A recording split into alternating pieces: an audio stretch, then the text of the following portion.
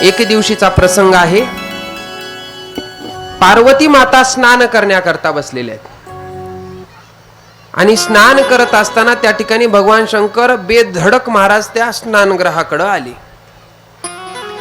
आता स्नान करणाऱ्या पार्वती माताला थोडीशी लज्जा वाटली, लाज वाटली. त्यांनी आपल्या सखींना सांगितलं की काय ग म्हणे, तुम्ही म्हणाव ना मला की भगवान शंकर इकडे यायला लागलेत, मी बघ म्हणे कोणत्या अवस्थेत आहे. त्या सखी म्हणल्या, माता तुम्हाला काय सांगावं, भगवान शंकर असेच करतात म्हणे, कारण कधी येतात कधी जातात म्हणे, आम्ही पण असतोत म्हणे. तर जशी तुम्हाला लाज वाटली तशी आम्हालाही लाज वाटती म्हणे. पण आता सगळ्या या कैलासामध्ये शिवगण असल्यामुळं त्या भगवान शंकराला कोण रोखणार आहे म्हणे. इथं कोण त्यांना असं म्हणणार की नाही थांबा थोडं अर्ध्या घंट्यानं जा, कारण सगळा कैलास त्यांचाच आहे, सगळे शिवगण आहेत, ते गणही त्यांचेच आहेत, मग त्यांना कोण रोखणार आहे, कोणी रोखू शकत नाही. पार्वती मातेनं विचार केला. पार्वती माता म्हणल्या, तुम्ही म्हणतात ते बरोबर आहे म्हणे, कारण सगळं या शिवालयात म्हणजे कैलासात सगळे शिवगण आहे म्हणे. म्हणे माता तुमचा सेवक कोणीच नाही, सगळे कोणाचे सेवक आहेत, भगवान शंकराचे. पार्वती माता म्हणल्या, आता काय करू म्हणे, आपण आपला एक सेपरेट सेवक काय करू नियुक्त करू. स्नानाला बसलेल्याच होत्या, अंगाला चंदनाची उटी लावलेली होती. ती चंदनाची उटी काय केली, पार्वती मातेनं काढली आणि चंदनाची उटी काढून त्याची एक मनुष्याकृती तयार केली आणि मनुष्याकृती तयार करून महाराज त्याच्यामध्ये तिनं प्राण ओतला, प्राण. आणि जसा प्राण ओतला महाराज, ते सुंदर असं 11 वर्षाच्या बालकाचं स्वरूप त्या ठिकाणी त्या मूर्तीनं धारण केलं. सुंदर असा असणारा बालक त्या ठिकाणी प्रगट झाला. गुबगुबीत असा दिसायला आहे, टमाट्यासारखे लाल लाल गाल आहेत, सफरचंदासारखे, धनुष्याकृती भुवया आहेत, कमळाप्रमाणे डोळे आहेत, कुंदरू फुलाप्रमाणे लाल ज्याचे ओठ आहेत, जो गौरवर्ण आहे असा असणारा, ज्याचे कुरळे कुरळे केस आहेत, ज्याने पितांबर धारण केलेला आहे असा असणारा त्या ठिकाणी बालक प्रगट झाला. त्याला पाहून महाराज पार्वती मातेच्या मनामध्ये मातृत्व भाव निर्माण झाला. आता केला होता सेवक, पण आता त्याला पाहिलं की काय भाव झाला, मातृत्वाचा. आता जी जगाला जन्माला घालते महाराज, ती आदिमाया शक्ती. मग तिच्याकरता एका मूर्तीमध्ये प्राण भरून त्याला ती सजीव करणं तिच्याकरता काय लय अवघड आहे का? नाही. तिनं ती मूर्ती सजीव केली आणि सजीव केल्याच्या नंतर आता त्या बालकानं विचारलं, माते मला जन्माला घालायचं प्रयोजन काय, माझा जन्म कशा करता झालाय. तसं महाराज पहा, जन्माला येण्याचं काहीतरी प्रयोजन असलं पाहिजे, नाहीतर आपण जन्माला येतो आपल्या कर्मामुळं. बरं आलो जरी जन्माला तर इथं येऊन काही प्रयोजनच नाही की आपल्याला हे करायचे. मनुष्य शरीरात जन्माला आल्याच्या नंतर मला सांगा, मनुष्य शरीराचं प्रयोजन काय, जन्माला यायचं काय केलं पाहिजे, या शरीरात येऊन काय केली पाहिजे, भगवत प्राप्ती, त्याच्याकरता हे शरीर भेटलेलं आहे.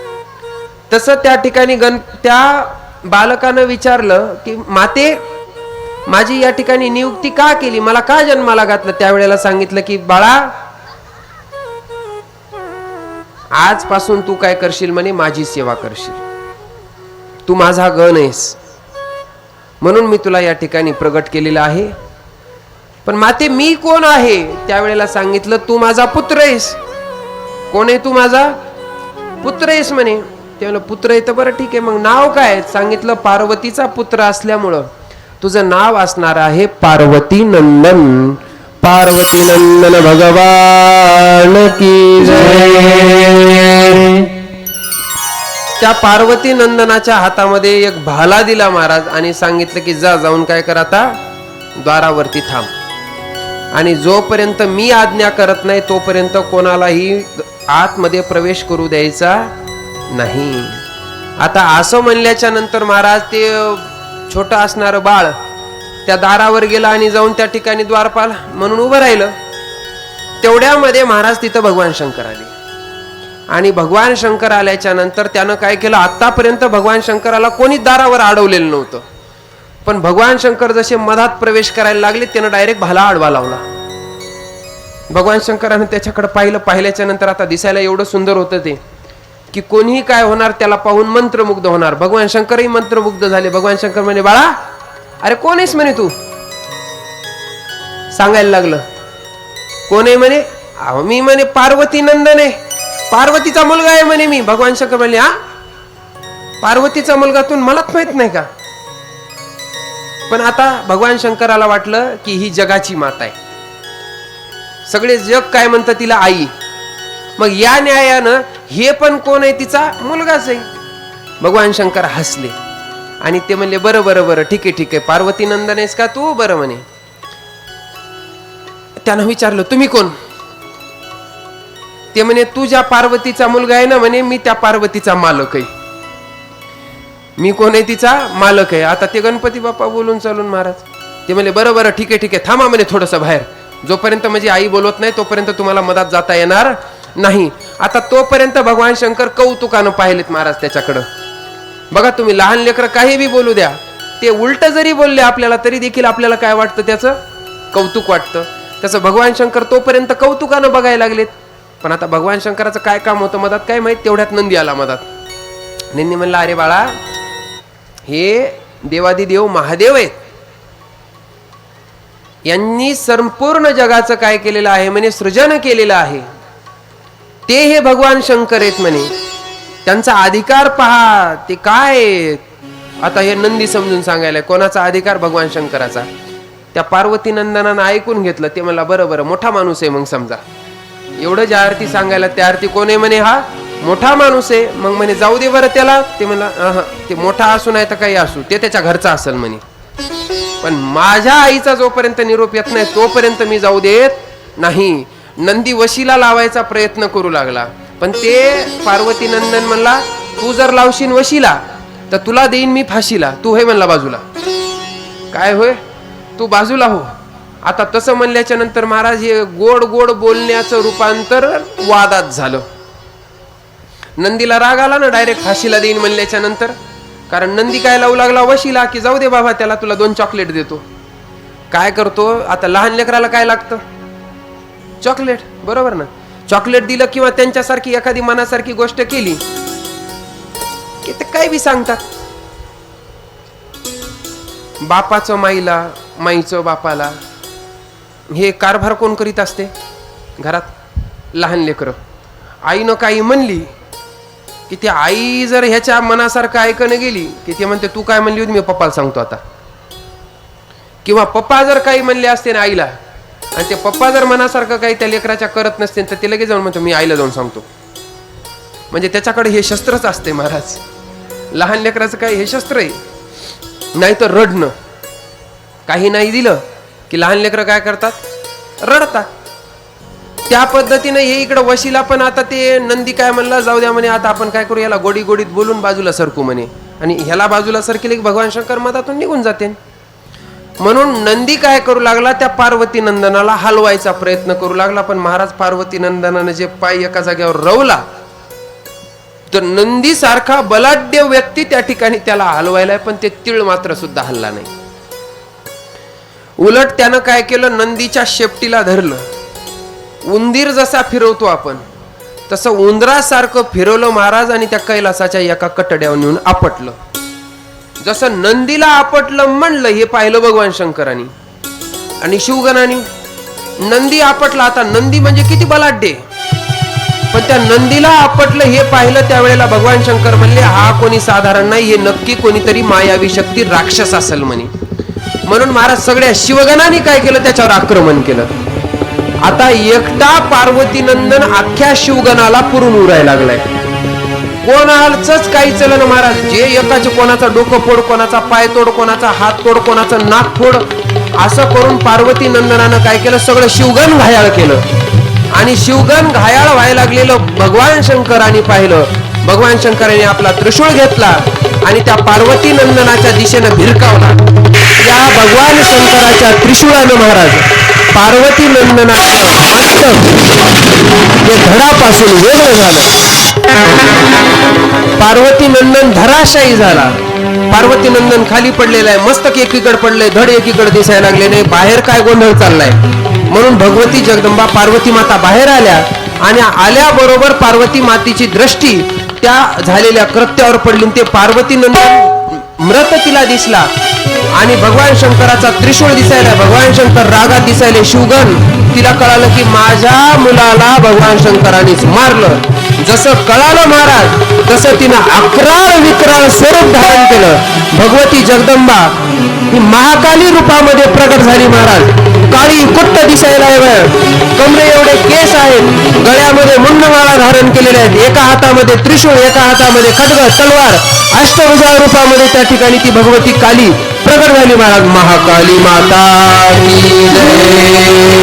आणि पाहता पाहता या महाकालीनं काय केलं, शिवगणानं आक्रमण केलं. आता ही महाकाली एक एकाला महाराज धराशाही करत चाललेली आहे. शिवगण घायाळ व्हायला लागलेले. हे सगळं कृत्य पाहिलं महाराज आणि कृत्य पाहिल्याच्या नंतर काही जरी केलं तर आता हिचा क्रोध शांत होत नाही हे भगवान शंकराच्या लक्षात आलं. कारण जशी भगवतीनं जमिनीवर पाय आपटा महाराज तशी ती पृथ्वी माता काय व्हायची, कापायची. कैलास कापायला लागला, तारे जमिनीवरती पडायला लागले. जिकडं तिकडं महाराज हाहाकार व्हायला झाला. आणि आता हा प्रलय थांबवला पाहिजे, पण काही केल्या प्रलय थांबत नाही. मग भगवान शंकराला एक युक्ती सुचली. भगवान शंकर महाराज या महाकालीच्या समोर जाऊन आडवे झोपी गेले. जसे आडवे झोपले महाराज तसा भगवान शंकराच्या छातीवर जसा त्या महाकालीचा पाय पडला किती भानावर आली. कारण पतिव्रत आहे. आणि जसं कळालं तिला की आपण आपल्या पतीवरतीच काय केलेलं आहे, आक्रमण केलेलं आहे, आपला पाय त्याला लागला, तशी तिनं जीभ बाहेर काढली महाराज की म्हणजे चुकी झाली. आणि थोडी भानावर आली. सगळ्या शिवगणांनी मिळून महाराज भगवती जगदंबेची स्तुती करायला सुरुवात. भगवती जगदंबेचा महाराज त्या ठिकाणी क्रोध शांत झालेला आहे. कारण पतिव्रत आहे आणि पतिव्रता स्त्री ही पतीला कधी लाता मारित नाही, बरोबर ना. महाकालीचं जर तुम्ही स्वरूप पाहिलेलं असेल तर त्या महाकालीच्या स्वरूपामध्ये भगवान शंकर तिच्या पायाखाली झोपलेले दिसतात का. तर तिचा क्रोध शांत करण्याकरता भगवान शंकर त्या ठिकाणी तिच्या पायाखाली झोपलेले आहेत. आणि जसं तिला माहिती आहे की ही पतिव्रत आहे आणि पती काही जरी झालं तर पतिव्रता ही आपलं पातिव्रत्य जाऊ देत नाही. पण महाराज आता क्रोध शांत झाला, पण आता पार्वती मातेचा मातृत्वाचा भाव जागृत झाला आणि पार्वती माता त्या ठिकाणी महाराज आक्रोश करू लागली की माझा पुत्र तुम्ही काय केला, मारला. अहो असे कसे एवढे निर्दयी आहात म्हणे तुम्ही की तुम्हाला एका लेकराची कीव सुद्धा आली नाही. काय केलं म्हणे त्यानं, फक्त तुम्हाला आतमध्ये येऊ दिलं नाही आणि एवढ्या छोट्या कारणासाठी तुम्ही काय केलं, माझा मुलगा मारून टाकला. भगवान शंकराने सांगितलं की पार्वती तुझ्या मुलाला मी जिवंत करतो. जसं दक्षाला जिवंत केलं भगवान शंकराने त्या पद्धतीनं इकडं पार्वती नंदनालाही जीवनदान दिलं, नवजीवन दिलं. आपल्या शिवगणांना सांगितलं की जा जाऊन म्हणे काय करा, जो पहिला पशु दिसेल किंवा पहिला जीव कुठलाही दिसेल त्याचं मस्तक तोडून आणा. तर शिवगणांना महाराज हत्ती दिसलेला आहे, त्या हत्तीच्या पिल्ल्याचं मस्तक तोडून आणलं आणि इकडं महाराज या पार्वती नंदनाच्या धडावरती बसवलं आणि भगवान शंकराच्या आशीर्वादानं त्याला जीवन प्राप्त झालं, तो जिवंत झाला.